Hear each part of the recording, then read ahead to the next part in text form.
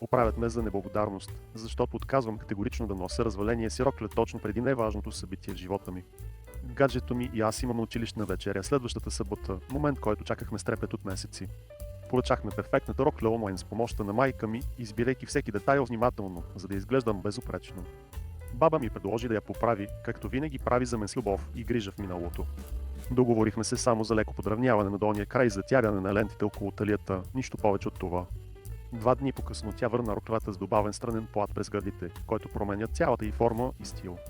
Изглеждаше ужасно и развали цялата ми визия за идеалната вечеря, която си бях представила толкова пъти в главата си.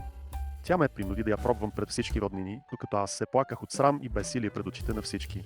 Когато обясних тихо, че не сме се съгласили за тези драстични промени, тя отказа да говори с мен и започна да ме обвинява в егоизъм.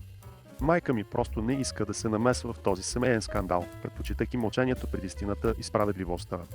Чувствам се изоставена от собствените си близни, които трябва да са моя опора в трудните моменти. Сега стоя само с развалено настроение и страх, че ще униже гаджето ми или цялата вечеря ще бъде провалена заради чужда намеса. Вие бихте ли носили роклета пред всички приятели и учители или щяхте да я върнете и да рискувате семейния мир? Трябва да взема решение веднага, защото времето тече неумолимо към съботата вечер.